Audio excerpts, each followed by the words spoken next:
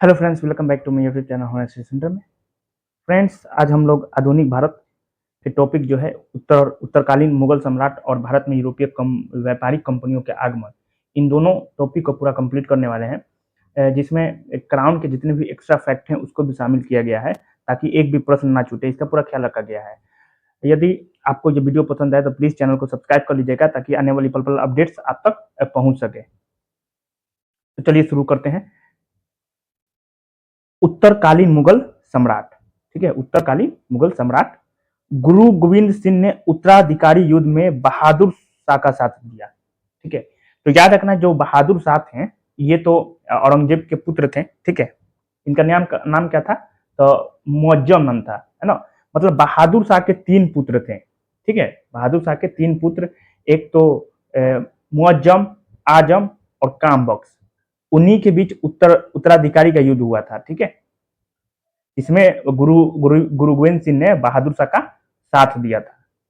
इसमें याद रखना है कि जजाऊ के युद्ध में मुअज्जम ने आजम को हराया था और बीजापुर के युद्ध में मुअज्जम ने काम बख्श को हराया था। उसके बाद दिल्ली का ये सल्तनत मतलब शासक बना, कौन? बहादुर शाह। ठीक है, तो पहला ये याद रखना है कि बहादुर शाह जो था ये औरंगजेब का ही पुत्र था। इसका नाम क्या था? मुअज्जम था। क्या था? मुअज्जम। इसका दो भाई था, एक तो आजम और दूसरा काम बख्श। तो मुअज्जम जो कि बहादुर शाह हुआ है ना, मुअज्जम और आजम के बीच में जजाऊ का युद्ध हुआ और मुअज्जम और काम बख्श के बीच में बीजापुर का युद्ध हुआ। इन दोनों युद्धों में बहादुर शाह विजयी हुआ था। क्यों? क्योंकि गुरु गोविंद सिंह ने इनका साथ दिया था। ठीक है, बहादुर शाह का पूर्व नाम देखिए मुअज्जम था। बहादुर शाह को शाह ए बेखबर बेखबर साहेब बेखबर के उपनाम से भी पुकारा जाता है।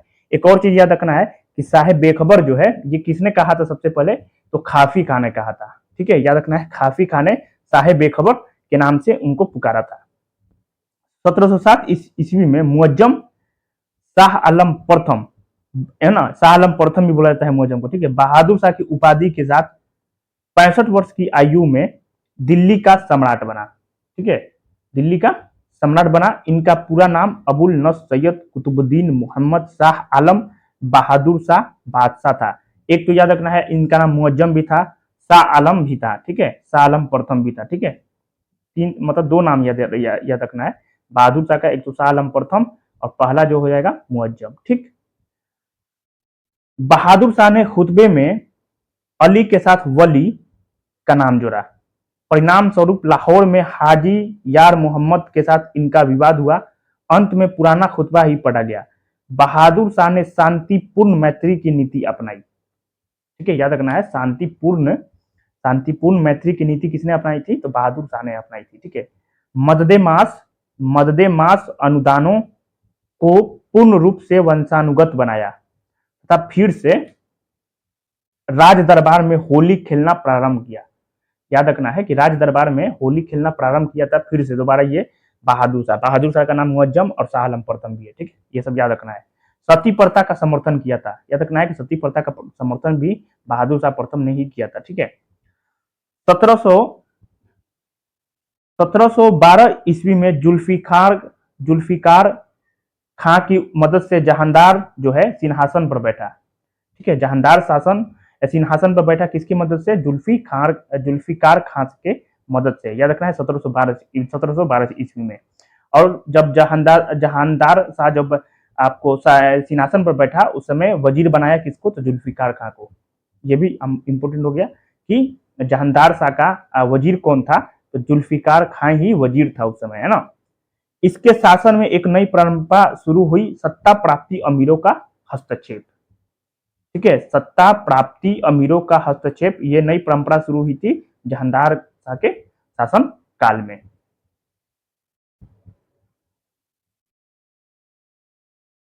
जहांदार शाह, ठीक है, जहांदार शाह ने 1712 ईस्वी में जजिया कर समाप्त किया। याद रखना है, 1712 ईस्वी में जजिया कर समाप्त किया था जहांदार शाह द्वारा आमेर के राजा सवाई जय सिंह को मिर्जा राजा की उपाधि प्रदान की। ठीक है, वो मालवा का सूबेदार 7,000 के मनसब के साथ बनाया था, है ना। याद रखना है कि जहानदार शाह जो है ये सवाई जय सिंह को मिर्जा राजा की उपाधि प्रदान की और मालवा का सूबेदार बनाया था, है ना। 7,000 मनसब के साथ बनाया था, ठीक। और मारवाड़ के राजा अजीत सिंह को महाराजा की उपाधि प्रदान की और गुजरात का सूबेदार बनाया। क्लियर।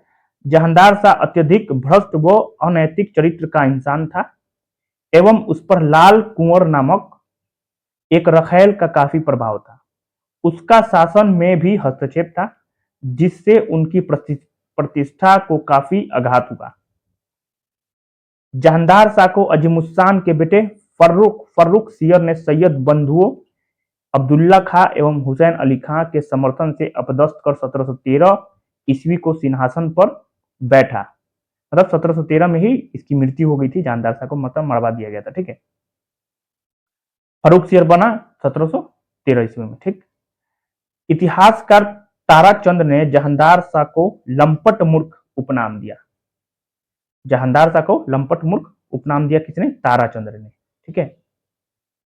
इतिहास में सैयद बंधु को राजा बनाने वाले उपनाम से जाना जाता है।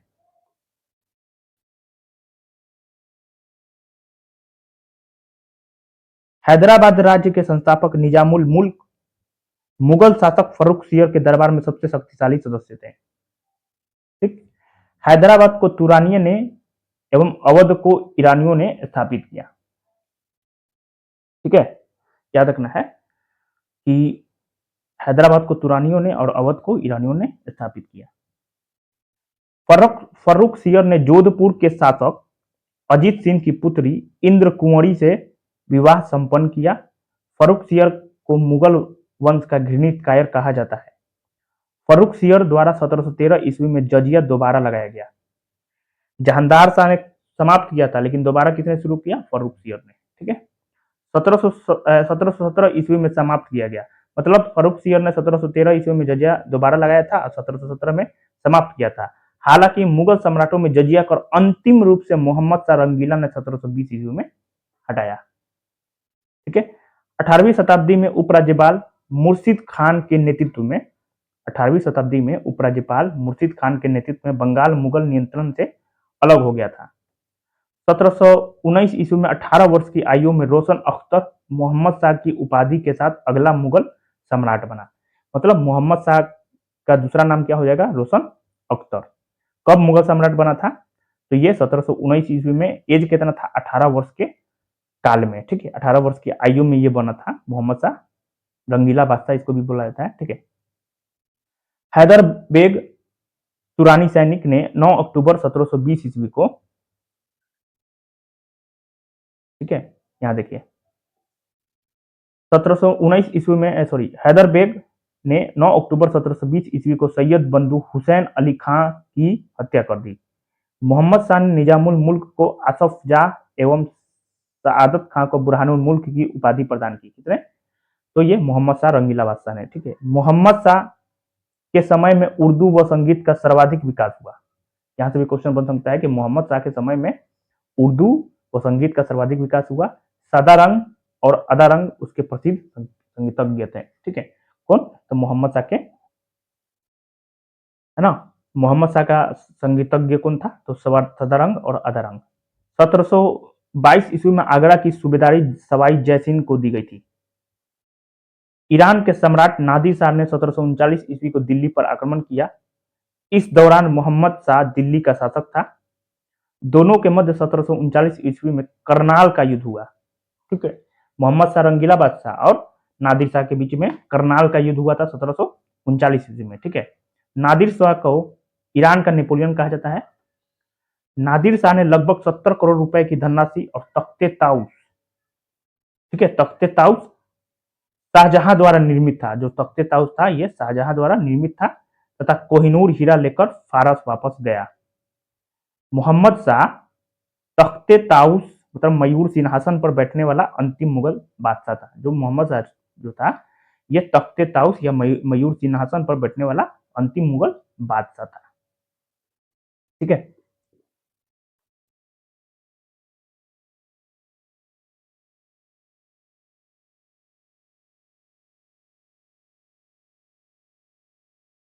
शाह आलम द्वितीय, जिसको अली गौहर के नाम से भी जाना जाता है, ठीक है। शाह आलम द्वितीय को अली गौहर के नाम से भी जाना जाता है।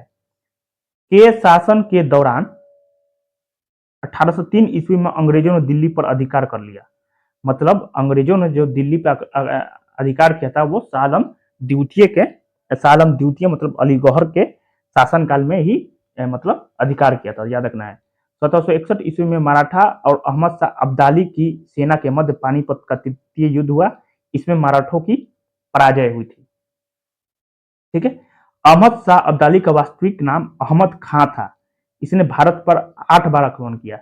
याद रखना है कि जो अहमद शाह अब्दाली था इसका नाम क्या है, अहमद खां, और किसके शासनकाल में आया था अहमद शाह अब्दाली, तो अहमद शाह के, है ना, अहमद शाह प्रथम के शासनकाल में आया था, याद रखना है ना। नाम भी देखिए अहमद शाह अब्दाली है ना। किसके शासनकाल में आया था, तो अहमद शाह प्रथम के शासनकाल में ही आया था। इसको क्या कहा जाता है, इसको कहा जाता है दुर्रे दुरानी या युग का मोती। अहमद शाह अब्दाली को दुर्रे दुरानी या युग का मोती भी कहा जाता है, ये आप लोगों को याद रखना है। 1806 ईस्वी में गुलाम कादिर खान ने शाह आलम द्वितीय की हत्या करवाई, ठीक है। 1806 ईस्वी में गुलाम कादिर खान ने शाह आलम द्वितीय की हत्या करवाई।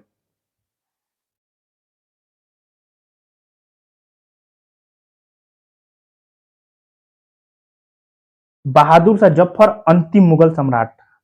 बहादुर शाह जफर जो था ये अंतिम मुगल सम्राट था।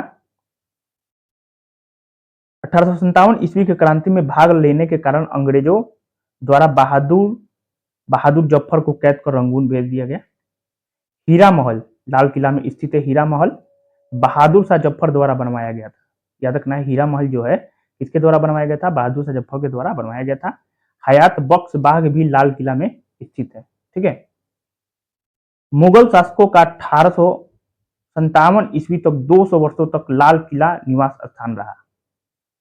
मुगलों से स्वतंत्र होने वाले राज्यों एवं संस्थापक, मतलब मुगलों से स्वतंत्र हुआ था राज्य।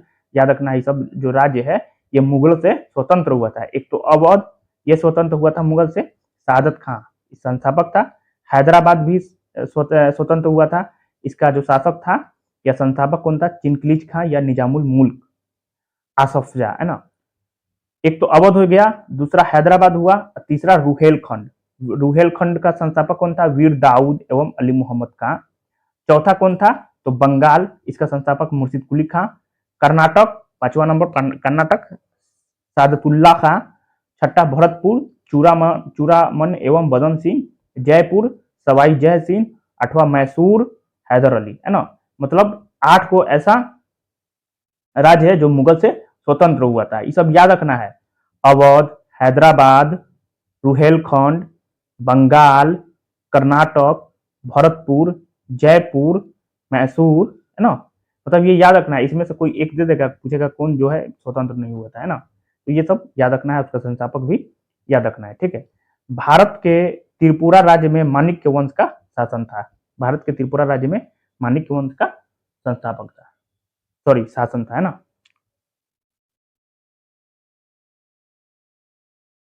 भारत में यूरोपीय कंपनियों का आगमन 1453 ईस्वी में कुस्तुनतुनिया पर तुर्कों का अधिकार हो जाने के कारण भारत और यूरोप के मध्य संपर्क का स्थल मार्ग अवरुद्ध हो जाने के कारण भौगोलिक खोजों को प्रोत्साहन मिला। पुर्तगाल व स्पेन देश भौगोलिक खोजों में अग्रणी थे। पुर्तगाली राजकुमार हेनरी द नेविगेटर द्वारा समुद्री यात्राओं व भौगोलिक खोजों को प्रोत्साहित किया गया। भारत में 18वीं शताब्दी में शर्ट, पतलून, स्कर्ट आदि यूरोपियों द्वारा लाया गया था, ठीक है, 18वीं शताब्दी में, ठीक है। भारत में यूरोपीय व्यापारिक कंपनियों के आगमन का क्रम PDEDF, पी से पुर्तगाल, डी से डच, ई से अंग्रेज, डी से डेन, एफ से फ्रांसीसी, है ना। PDEDF, ठीक। भारत में यूरोपीय कंपनियां,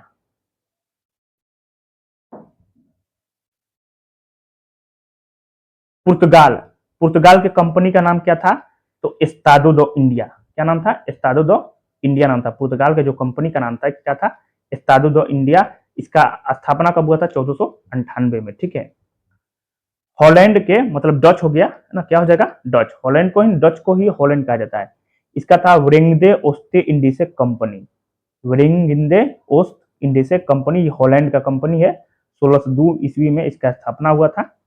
इंग्लैंड का कंपनी है ईस्ट इंडिया कंपनी, 1599 ईस्वी में इसका स्थापना हुआ था। ठीक है, 1599 याद रखना है, 1600 नहीं, 1599। Denmark, Danish east India company, 1616 ईस्वी में। फ्रांस, फ्रांस की कंपनी का नाम है कंपनी देश इंडसे ओरिएंटलेस, है ना, 1664 ईस्वी में। Sweden, Swedish east India company, 1731 ईस्वी। ठीक है,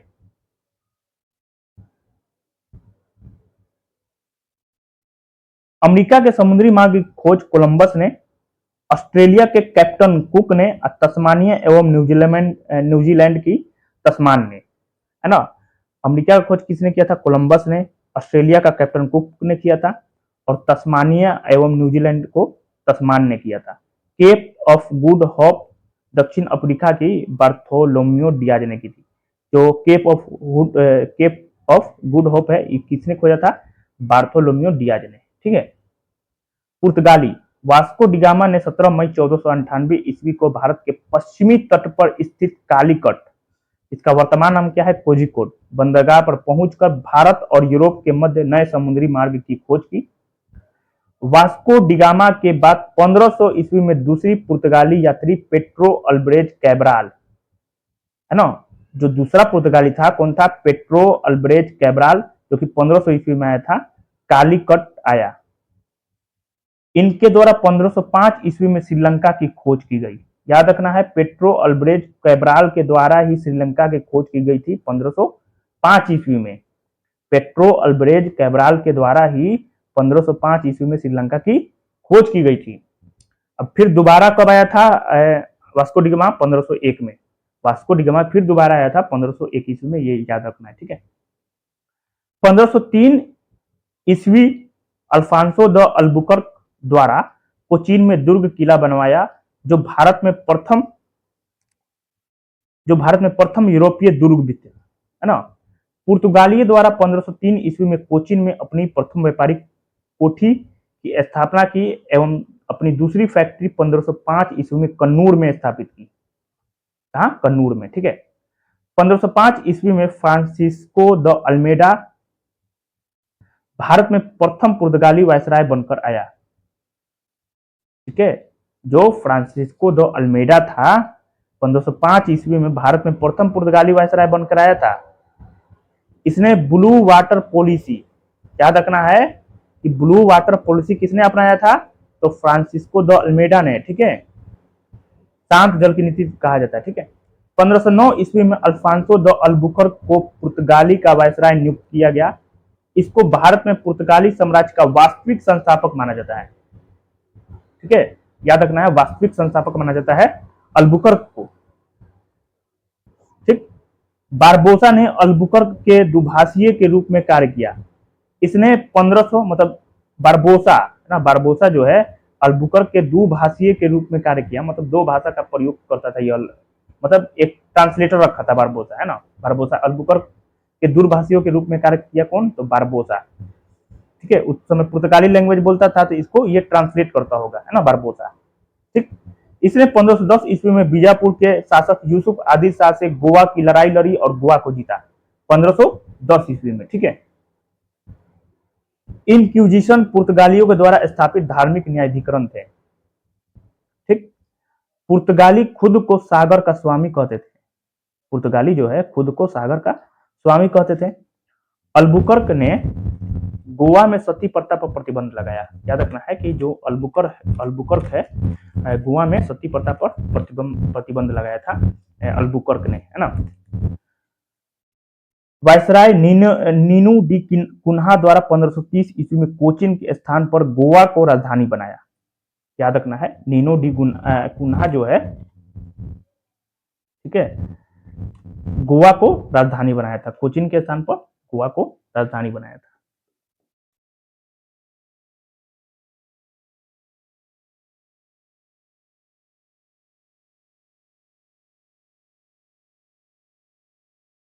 पुर्तगालियों ने हिंद महासागर में कार्च पद्धति को अपनाया, अड़मेड काफिला, है ना।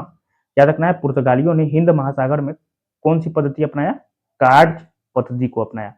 पुर्तगालियों द्वारा हिंद महासागर में जहाजों को जारी आज्ञा पत्र कार्ड कहलाते थे। ठीक है। एस्तादे द इंडिया पुर्तगाली कंपनी का नाम था। जो एस्तादे द इंडिया था ये पुर्तगाली कंपनी का नाम था। सन थोमे दक्षिणी पूर्वी तट पर, सन थोमे जो है दक्षिणी पूर्वी तट पर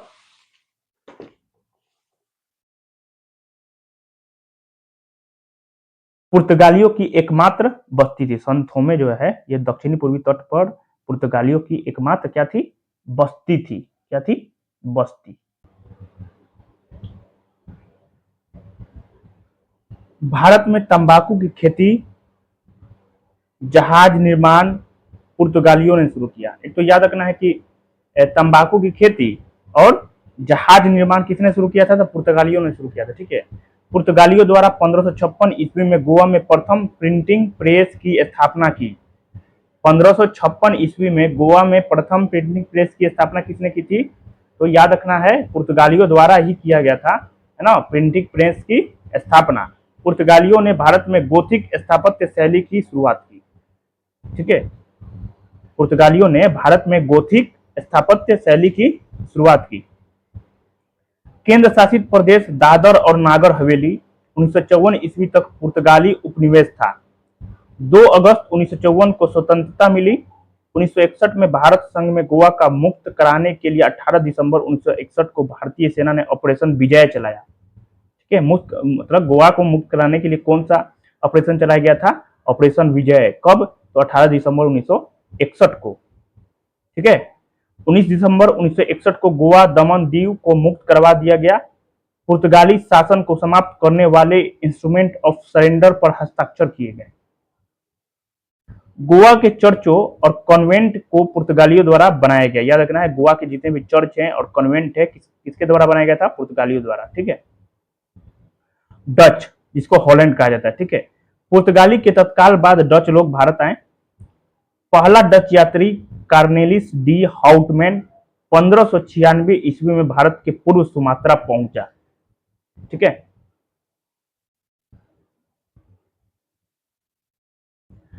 डचों द्वारा भारत में अपनी पहली व्यापारिक कोठी 1605 ईस्वी में मसूलीपट्टनम में स्थापित की एवं द्वितीय व्यापारिक कोठी पुलिकट में स्थापित किया, है ना। तो डच द्वारा पहला कोठी जो है मसूलीपट्टनम में और दूसरा पुलिकट में, है ना, मसूलीपट्टनम में 1605 ईस्वी में। ठीक है। जहां इन्होंने अपने स्वर्ण सिक्के पैगोडा को ढाला एवं पुलिकट को अपनी गतिविधियों का केंद्र बनाया। डचों ने पुलिकट स्थित गेल्ड्रिया के दुर्ग के अतिरिक्त किसी भी डच बस्ती की किलेबंदी नहीं की थी। मतलब गेल्ड्रिया जो है, गेल्ड्रिया दुर्ग की किलाबंदी किया गया था और बाकी कोई भी जो डच बस्ती थी वो किला बंद नहीं हुआ था, सिर्फ गेल्ड्रिया के दुर्ग को छोड़कर। ठीक है। फैक्टर जो है डच फैक्ट्रियों के प्रमुख को कहा जाता था। डचों द्वारा भारत में पहली बार औद्योगिक वेतन भोगी रखा गया। 1759 ईस्वी को अंग्रेजों एवं डचों के बीच हुए बेदरा के युद्ध में डचों का अंतिम रूप से पतन हो गया। याद रखना है कि बेदरा का जो युद्ध हुआ था ये अंग्रेज और डच के बीच हुआ था 1759 में। वानडिवास का युद्ध 1760 में ना। 1759 ईस्वी को अंग्रेजों एवं डचों के बीच बेदरा का युद्ध, है ना। बेदरा का युद्ध कब हुआ था? तो 1759 में। किन किन किन किन के बीच? अंग्रेज और डच के बीच। अंग्रेज भारत में यूरोपीय व्यापारिक कंपनियों में सर्वाधिक सफल रहे। थॉमस स्टीफेंस, है ना, फादर थॉमस स्टीफेंस भारत आने वाला प्रथम अंग्रेज नागरिक था जो पादरी के वेश में पुर्तगालियों के साथ 24 अक्टूबर 1579 ईस्वी को गोवा आया तथा दूसरा अंग्रेज नागरिक रॉल्फ फिंच था, है ना। पहला कौन था? थॉमस स्टीफन जो कि फादर था, है ना। दूसरा अंग्रेज नागरिक कौन था? रॉल्फ फिंच था।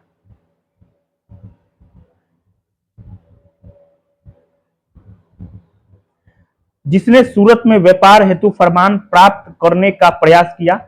ब्रिटिश कंपनियों में से सर्वप्रथम लिवेंट कंपनी को 1593 ईस्वी में भारत में व्यापार हेतु अधिकार पत्र प्राप्त हुआ, है ना। याद रखना है कि सर्वप्रथम लिवेंट कंपनी को अधिकार प्राप्त हुआ था। कौन सा कंपनी? लिवेंट कंपनी को 1593 ईस्वी में भारत में व्यापार हेतु अधिकार पत्र प्राप्त हुआ था। कौन सा कंपनी है? Leivand company. 1599 ईस्वी में जॉन मिल्डन हॉल नामक ब्रिटिश यात्री थल मार्ग से भारत आने वाला प्रथम अंग्रेज था। ठीक है, कौन? तो मिल्डन हॉल, याद रखना है। 1599 ईस्वी में जॉन मिल्डन हॉल जो है ये थल मार्ग से भारत आने वाला प्रथम अंग्रेज था। थल मार्ग से, ठीक है, स्थल मार्ग से ये आया था।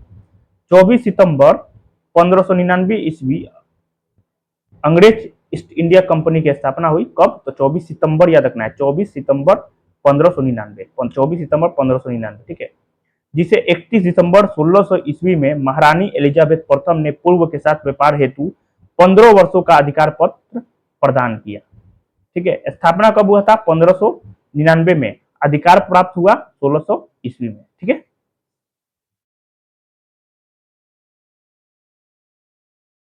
जिसे बाद में जेम्स प्रथम ने 1609 ईस्वी में अनिश्चित काल हेतु बढ़ा दिया। साथ ही यह प्रावधान भी किया कि इसको 2 वर्ष की पूर्व सूचना देकर समाप्त भी किया जा सकता है। ईस्ट इंडिया कंपनी का आरंभिक नारा था भूभाग नहीं व्यापार, मतलब भूभाग नहीं व्यापार। प्रथम गवर्नर थॉमस स्मिथ था। याद रखना है, प्रथम गवर्नर कौन था? थॉमस स्मिथ था।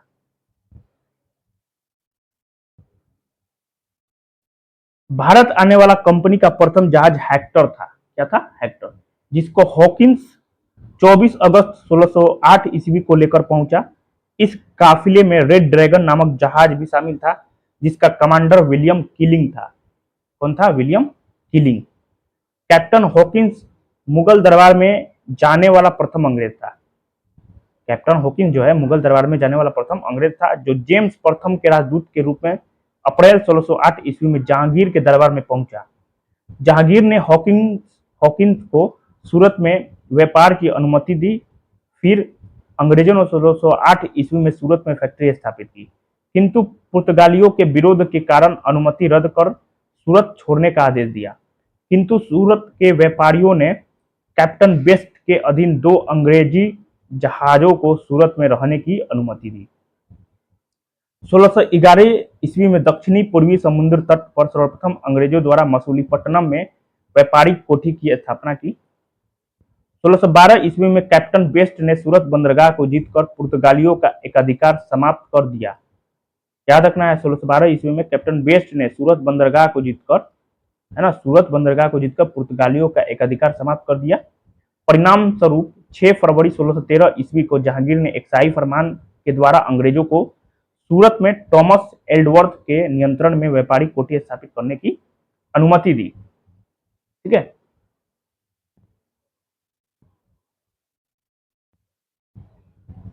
1612 ईस्वी के स्वाली के युद्ध में अंग्रेजों ने पुर्तगालियों को हराया।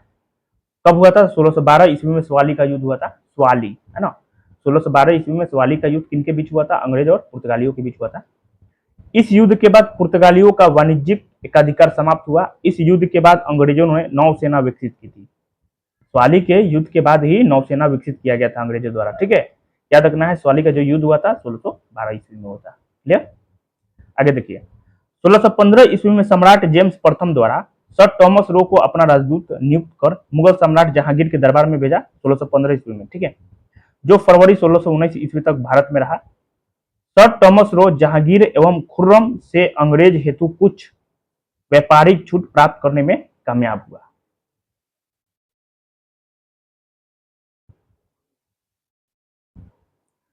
सोलह सौ 32 ईस्वी में गोलकुंडा के सुल्तान ने अंग्रेजों को एक सुनहरा फरमान जारी किया, जिसके अनुसार सुल्तान को 500 पैगोडा वार्षिक कर देकर अंग्रेज गोलकुंडा राज्य के बंदरगाह पर स्वतंत्रता पूर्वक व्यापार कर सकते थे। ठीक है,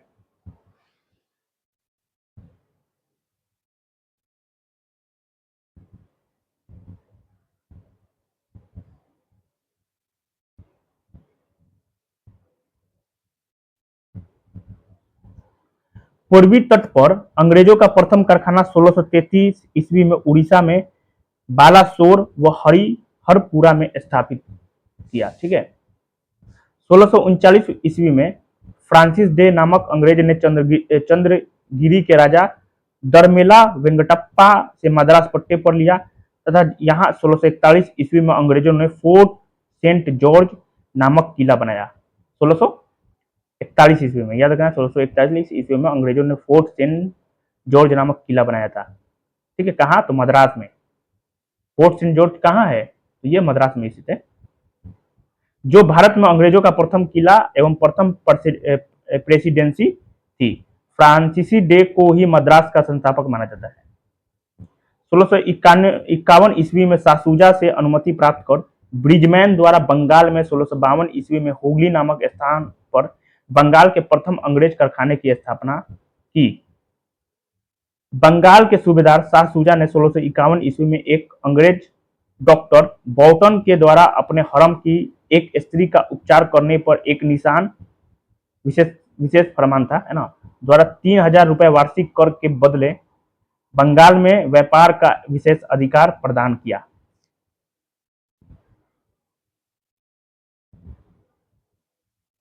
सोलह सौ 61 ईस्वी में पुर्तगाल की राजकुमारी कैथरीन ब्रोगंजा का विवाह जो है ब्रिटेन के चार्ल्स द्वितीय से संपन्न हुआ। पुर्तगाल द्वारा चार्ल्स द्वितीय को बंबई दहेज में दिया गया, है ना। पुर्तगाल द्वारा चार्ल्स द्वितीय को बंबई जो है दहेज में दिया गया। 1668 ईस्वी में चार्ल्स द्वितीय ने 10 पाउंड के वार्षिक किराए पर बंबई को ईस्ट इंडिया कंपनी को दे दिया गया। ठीक है। 1687 ईस्वी में अंग्रेजों ने पश्चिमी तट का मुख्यालय बंबई को बनाया, जो कि पहले क्या था? सूरत था। गेराल्ड ओंगियर, है ना, गेराल्ड ओंगियर ने बंबई शहर की स्थापना की।